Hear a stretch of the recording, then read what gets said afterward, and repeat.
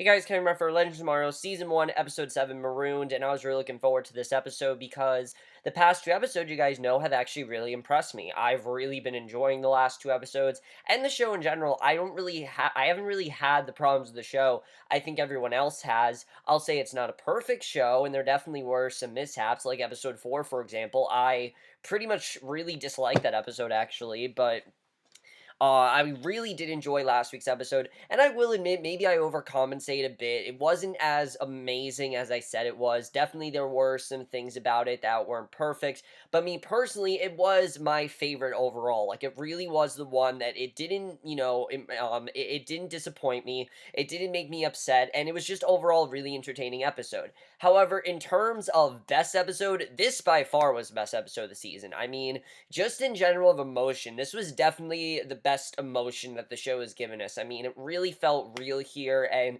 the impact was really there. Just everything about this episode I really enjoyed. And something else I liked is that they didn't really go anywhere new in this episode. Like, there isn't a specific time period they really go to in this episode, which I really did enjoy. And even though I said they're not really utilizing the time period, there's really no time period for them to utilize in this episode. So I really didn't have a problem with them, not really using it because there's nowhere really to go as much. But let's just get into this episode because I really did enjoy it and really intense moments. Like I said, definitely in terms of emotion, definitely really good stuff. Especially with the opening of this episode, because I've heard many people say that Rip is not the easiest character to get into. And I can understand that. Yes, he's going through a situation of him losing his family, and we're supposed to feel bad for him, but we haven't really seen him interact with his family. The most we saw was the first episode, but when, his wife and son were shot. And that's really, as brutal as that is, that's not really enough for us to feel bad for this guy. I mean, the guy's kind of been a dick, and I feel like this episode, they kind of justified why he is this way, and I thought they did a really good job with that.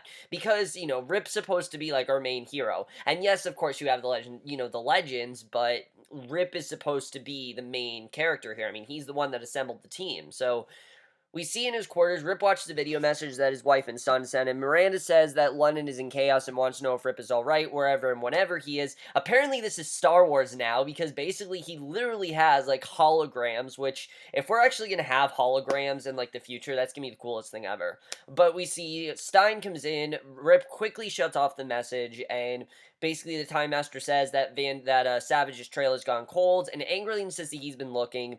Rip immediately apologizes, admits that he's failing his family, and he explains that Gideon's CPU hasn't been updated since he went rogue, and Stein warns that Rip has been holed up for a week, and their teammates are getting very antsy, especially Heatwave, who, as we know last week, he really felt this newfound power, and I really thought they handled this arc really well with him. They could have easily gone a very cheesy direction, but I really felt they really, showed why Heatwave is feeling this way. He complains he's locked up in a spaceship with nothing to burn, which, yeah, it is kind of funny, but he has genuine reasons to be upset. I mean, he was with a group that, yeah, they were up to no good, but he really felt power, and we know how much, Heatwave loves power. And when he starts to go, Cold asks where he's going, and Heatwave asks him if he's going to clock him over the head again if he doesn't listen. And once they're alone, Sarah asks Cold if everything's okay. Cold says that it's peachy, and she knows, of course, that it's not, and Gideon then tells Rip that it has intercepted a deep space transmission from the Acheron, the flagship of the Time Fleet, and in the message, Captain Eve Baxter reports that she's stranded and requires media assistance,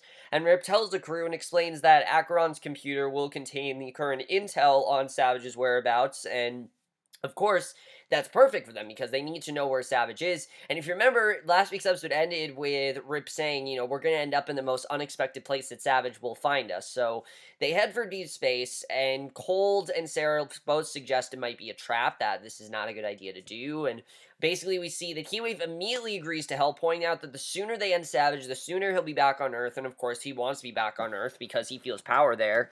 And Gideon then takes Wave Rider to Acheron. Rip invites Stein Jax to join the boarding party, but Cole asks Mick if Cole asks E-Wave if he thinks that there's something we're stealing on Acheron, and Heatwave sarcastically says that he's just looking for a change of scenery, that he really just wants to get out of there. He's not really interested in that. And again, I think they really showed tonight how much Cold is changing, while Heatwave really is not. In fact, he's kind of regressing, which I kind of like seeing. I don't need to see, Heatwave go in the same direction as Cold. I want to see these two go in different directions because they're very different. And, while they work as a team, they're very different. I think the show's really showing that more and more as the episodes go on. I really do enjoy that. So Rip leaves Wave Rider under Ray's command and leaves Ray under Kendra's command, and this was awesome. I love seeing Ray pretty much take over here. I thought that was really interesting. And the boarding party, Rip, Keywave, Jax, and Stein then take a jump ship over to Acheron, and as they go, Stein talks about how he's dreamed of being an astronaut since he was 10, and Gideon's able to contact the Acheron computer, and basically Rip tells Stein to stay with the jump ship while he and the others check it out, and basically that's what they plan on doing. So I really like the way this episode was playing out so far. I thought this was really good, but I also really love the flashbacks in this episode because again, it really shows Rip and his wife's chemistry, which, we didn't really see, and finally we get to see here. We see Rip remember serving with Miranda in the past and holding off a group of pirates aboard their time ship, and as the pirates reach the bridge, Miranda has Rip open the bulkhead door, ejects the pirates into space, and their commander, D-Clan, ends the simulation, tells Rip that he could learn a thing or two from Miranda's innovative thinking, and I thought this was interesting, that Miranda actually was more liked than Rip. As we know, Rip was, shunned by, by his by the whatever you call it, the time people, whatever you call it, something like that. He was kind of shunned by them, and they really didn't want him to go on this mission. And he tells Rip that he could learn a thing or two from her. And afterward, Rip and Miranda kiss until D-Clan finds them. He warns that Rip will soon have a disciplinary hearing, and once he leaves, Miranda reminds Rip that they knew from the beginning that the relation was forbidden, and says that she needs some time to think. And it's clear that, they went against the rules because obviously they got married, which is very interesting, and I really thought I liked seeing that. So, Rip, Jax, and Heatwave board Acheron and find signs of blaster fire on the walls. Pirates suddenly attack them and subdue Jax and Rip, and basically, Heatwave puts up a fight until the pirate commander, John Valor, holds a gun to his head, and Heatwave finally yields, and Rip tells Jax they're dealing with time pirates, and Valor introduced himself and says that Eve was on her way back to the vanishing point when they escaped. Eve destroyed her time drive per protocol, and Valor figured that another time master would rescue her, and Rip claims that he isn't a time master, that he isn't some time master, that's what they're called. He's not a time master, but Valor knows who he is from his reputation, and the time master says that Savage will destroy the world until he returns to Wave Rider, but Valor doesn't buy it. He thinks that they're just trying to find a way to get out of there, and I thought they did a good job with this. This is a genuine threatening problem. Having these pirates here, yeah, it sounds silly, oh, space pirates, but it really was awesome, and they really had fun with this, which I like. So he orders a boarding party. Rip warns that he orders his crew to open fire on any boarding ship. Valor doesn't believe, but Rip warns that his crew is hardened warriors. And on Wave Rider's bridge, Ray is making Captain Logs and arguing Star Trek with Kendra, which, I don't know, I like these two. I know a lot of people don't think the Kendra and Ray relationship is working, and no, I don't think these two are going to end up together, but I think it's pretty playful. I like it. I think it's fun. I definitely enjoyed it. It kept things lighthearted, and I like that. So Cold's irritated with them. Sarah figures that Heatwave's problem is with Cold because he knocked him out, and the criminal figures that Heatwave will eventually get back to normal, but Sarah doesn't believe it. She thinks that Heatwave's permanently changed, and Valor asks for Ray, warns that he has the boring party captive. He punches Rip, tells Ray that he has 10 seconds to surrender or start killing his prisoners, and Rip mentions the Imperiax onslaught, and Gideon achieves certain protocols that advise the crew to strap themselves in and fires a warning shot on Acheron. And basically, we see Stein queries Gideon on what's happening. The AI explains the professor is unable to make contact with Acheron and figures that's up to him. So Valor orders his men to set a pursuit course and return fire. He explains he's targeting the ship's life support systems, and I like that this didn't really have to do with Savage. I like that really this was just a threat that had nothing to do with that, and we haven't seen Savage in a while, and I'm honestly fine with that. Savage is a good villain overall, but you gotta keep him, you gotta give him things to do. He's gonna be the main villain of this show. Give other villains their time, and I think it was fine they did that in this episode because of what they can do with this show. I know I complain when The Flash did it and things like that, when Arrow did it, but those are shows that have a recurring villain for the season. This show seems like Savage is gonna be the villain for the whole show. So if that's true, then I'm fine with the show having a few other villains. I mean, why not? I'm perfectly fine with that. So we see Stein boards Acheron, looks for the weapon targeting system, and Gideon takes evasive action but loses the telemetry control to a hull breach, and Ray takes manual control, and Sarah and Cold go to deal with the breach, and Stein finds the system disabled just as Valor prepares to take out Wave Rider's thrusters, and the pirates realize that there's a saboteur aboard the ship and sends his men to find him, and meanwhile they continue following Wave Rider, figuring that they'll soon run out of air, and we see Len. I'm just gonna say Len because it's annoying saying Cold over and over again, and where it says Len, I gotta say Cold, so I'm just gonna say Len. Len starts stealing the hull with his cold gun. Valor tells Rip to order his crew surrender, and Mick agrees with the pirate, but Rip refuses to surrender his ship. He slips in another code word, and Wave Rider slips away using a hologramic decoy. Valor realizes what Rip is doing, has him and the others locked up in the brig, and you don't really know what's gonna happen here, which I like. Again, it was kind of unpredictable, and Len's cold gun runs out of charge. Gideon seals the bulkhead doors, trapping them inside as AI warns the breach is only partially contained, and Ray and Kendra come down. Gideon warns that the door will remain sealed as long as the breach is a threat, because obviously it could damage the ship, and we know how many times they've repaired the ship. Obviously, we don't want them to do that again. So the pirates throw Rip, Jack, and Mick into the brig with Eve. She says that she's already tried disabling the force field without success, promises that if they do escape, then she'll take them to the vanishing point to stand trial, and Eve tells Rip that she doesn't want help from a man who broke his oath and stole a time ship for selfish reasons, and basically, she doesn't want to help him, which kind of sucked because, she could have helped him out, but because of him just taking the ship, of course, she doesn't know why he took the ship, she doesn't know that Rip gave him full control, things like that. Again, they don't really believe them, but I think Eve had genuine reasons to be upset with Rip here. I totally understand that.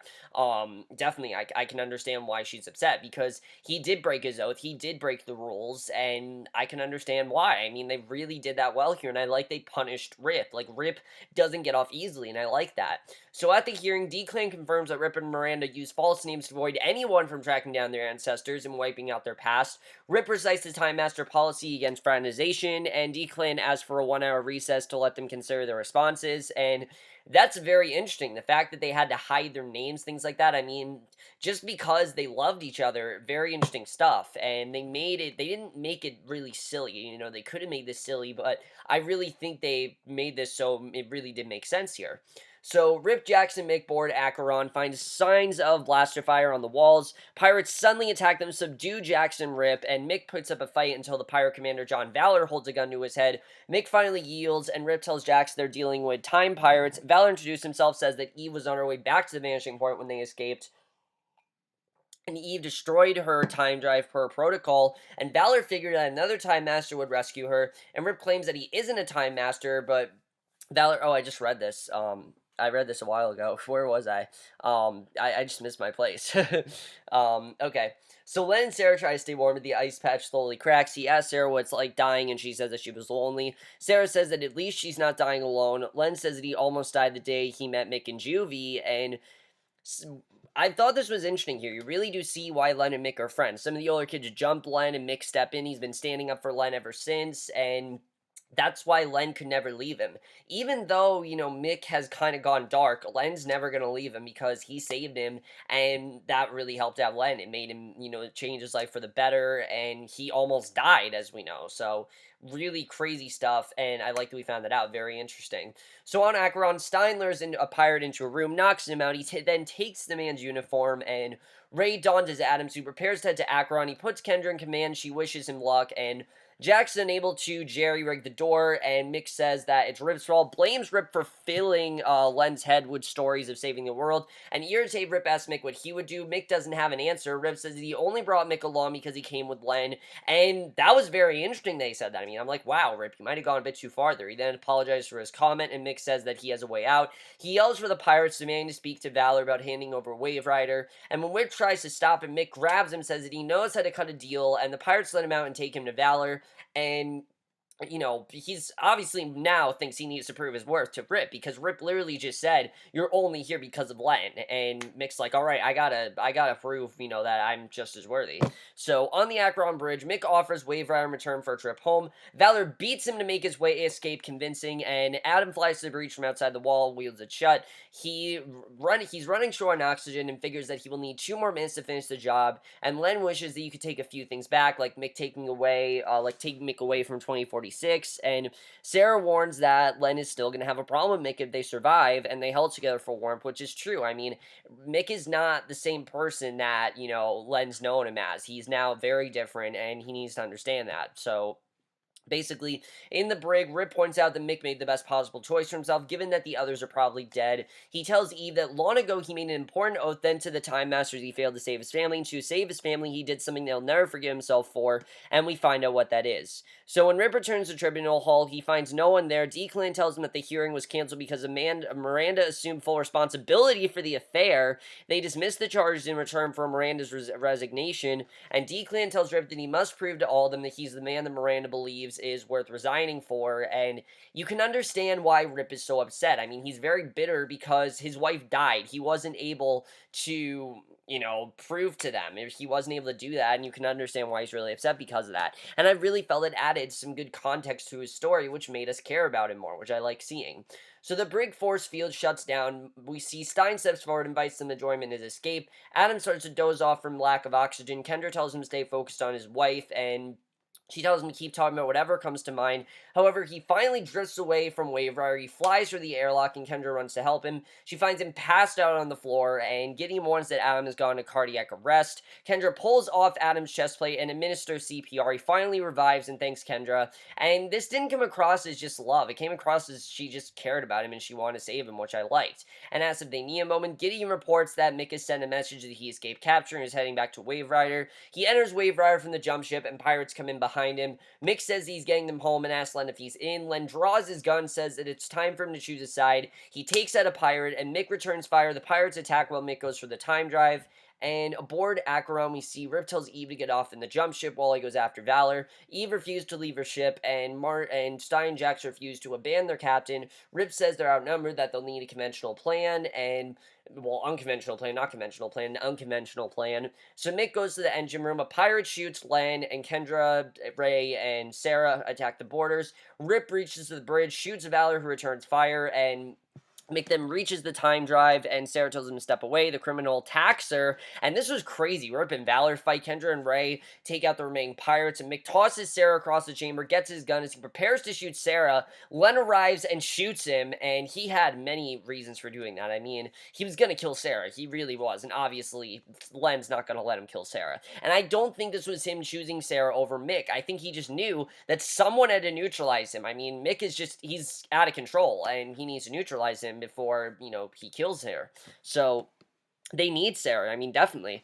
I don't think this had anything to do with Len's kind of attraction to Sarah. I think, they need Sarah. I mean, Sarah is, we know, the most willing to fight. She's been the most willing to fight. So they need Sarah, and if they didn't have Sarah, they'd be kind of lost without her. So as remaining pirates surround Martin and the others, Martin calls Rip, warns that they've run out of time. Stein calls Rip, warns they've run out of time. Rip breaks free, knocks out Valor, then tells Acheron's Al Gilbert to open the exterior door. The pirates are swept out into space while Jax, Stein, and Eve hang on. Once the pirates have cleared the ship, Rip has the AI close the door and hail Wave Rider. And Kendra and Ray reach the engine room. Mick asks Len what he's going to do. Later, Eve admits that it wouldn't be fair for her to arrest Rip for his help, and admits that he's still a Time Master. She gives him the CPU update, and Gilbert reports that Savage is in Harmony Springs, Colorado, in March 1958. So Eve wonders why Rip has gone rogue. Rip says that he's doing it for love, and you pretty much figure that they're going to the 50s next year, next week. That's where they're headed. So Miranda finds Rip, asks him not to be mad at her. He says that he was going to resign, and Miranda says she knew and didn't want to give up his dream. Rip wonders how she can give it up. Miranda says she found love with him. She realized that love is beautiful and powerful, changes everything. Miranda says that the world needs a Time Master, and the Time Masters need Rip. She asks Rip to think of her when she realizes what she's doing, why she's doing what she's doing, and they kiss, and now we know what happened here, that, Rip was basically part of the Time Masters, Miranda wasn't, and Rip clearly feels guilty for that, which you can understand. So Kendra finds Ray, confirms he's okay. He remembers Kendra saying that she needs him, and Ray says that she doesn't need anyone, and after a moment, Kendra kisses him. So they're starting a relation with these two. I don't really know how to feel about it. I think it's just okay. I mean, it's kind of cheesy, but if you want to get these two together, okay, but can we please give Kendra something to do that has nothing to do with the romantic subplot? I mean, literally, that's all they've done with this character, and I really want to see them do more with her. I mean, they really could be doing more with this character. She's trying to discover herself, as we know. She even said last week, I don't want a man. So why is she all of a sudden just going for Ray? It just doesn't really make as much sense to me, because she said she wanted to focus on herself. So I don't know. I mean, it really just seems like they want to use her as a romantic thing, which I don't really know how to feel about. Other than that, great episode, but like, I don't really know how to feel about that. So later the crew gathers, discusses what they have to do, what to do with Mick, because obviously Mick is a problem, and Rip warns that the brig isn't suitable for long-term incarceration, and Len says that he'll handle it. Wave Rider lands, and Len drags Mick out, kicks him away, and this scene between Mick and Len was just so great. You don't know what Len is going to do. You really don't. Is Len just going to talk to him? I mean, I really didn't know what he was going to do here, but he says he'll handle it. And, if anyone were to handle it, it would be Len. And he missed that Mick was right, wishes that there was another way, and when he says that Mick's a liability to the team, Mick reminds his former partner that they used to be a team and wonders what happened to him. Len says that people change, and that's true. Len has changed, and Mick hasn't. And Mick says that deep down, he's still the same punk kid that he saved in juvie. He tells Len to kill him if he can, only because one of them is walking out alive. Len agrees and shoots him, and that's how the episode ends. So there's no way that Mick is dead. Okay, Mick is definitely not dead. Len's just not gonna fucking kill him. I know that for a fact. So there's definitely more going on with Mick. Len's gonna neutralize him. I know that, but there's no way that Mick is gonna die. I know that for a fact. I mean, really crazy stuff though. Honestly, really crazy way that this played out. But overall, guys, really great episode. I really did love this episode, I have to say, because like I said, we really got deeper focus on the characters, which I really like. And I thought the focus on Rip, now we really know why Rip gets so angry and why Rip is so, why his family's so important and why he wants to save them, things like that. Because he could, get Miranda her job back or something like that. There are a lot of things that he can change and he wants to do that. And, it's interesting to see. I definitely really like the way they did that. Like I said, I don't really know how to feel about Kendra and Ray. They're fine. I don't really have much of an opinion on them, but I really did love this whole thing between Mick and Len. I mean, can Len save Mick? I mean, Mick and Len are just so different now. Can he really save him? We'll have to see what's going on there. I mean, I knew that Len was going to do something with him because he tried to kill Sarah, and obviously that's a problem. So I don't really know what's going to happen here with Len and Mick because, like I said, they're just too different at this point. We'll have to see what happens there. I really don't know what they're going to do. There are a lot of possibilities as to what could happen there. Very interesting stuff overall. But overall, guys, I know you guys saw this episode. I really did love this episode. One of the best by far. Definitely really did enjoy it. Like I said, apart from the whole Kendra and Ray situation, I really did enjoy this one. And let me know what you guys saw this episode. I will see you guys in my next video, which will be for Team Wolf, and I'll see you guys for that. Okay, bye.